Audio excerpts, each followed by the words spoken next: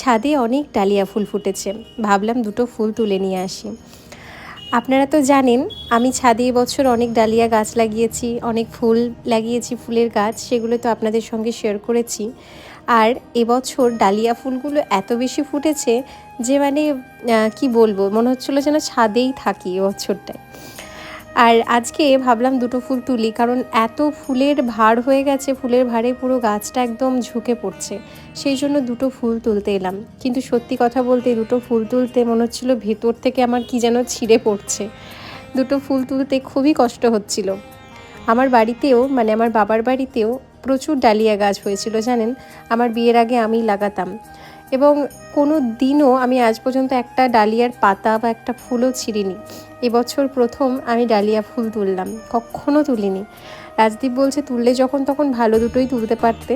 আমি বললাম এই যে দুটো তুললাম একটু শুকিয়ে গেছে পিছন দিকটা, কিন্তু তাও যেন আমার ভিতর থেকে কি একটা খসে পড়ছে মনে হচ্ছে। কি সুন্দর লাগছে দেখুন, খুবই সুন্দর লাগছে দেখতে। এভাবে সাজিয়ে গুছিয়ে জিনিস রাখতে আমার ভীষণ ভালো লাগে জানেন।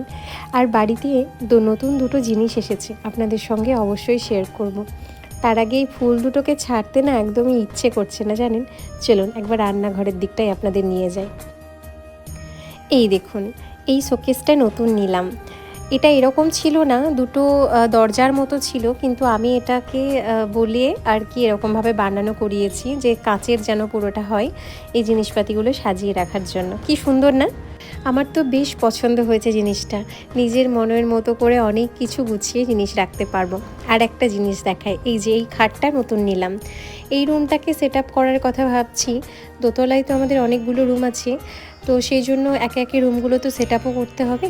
তো এই রুমটা দিয়ে শুরু করছি। আবার আমাদের রুমটা তো সেট আপ আপনারা দেখেছেন, এই রুমটা নতুন করে ভাবছি সেট আপ করবো। তো একটা খাট আপাতত ভরলাম আর একটা আলনা ভরলাম, বাকি কাজগুলো আস্তে আস্তে করব। আর বাবা আর মা ভিডিও কল করেছিল, তো তার জন্য তাদের সাথে কথা বলছিলাম। খুব ভাল লাগে জানেন বাড়িতে নতুন জিনিস আসলে, আর ঘরটাকেও মনে হয় যেন নতুন নতুন লাগছে।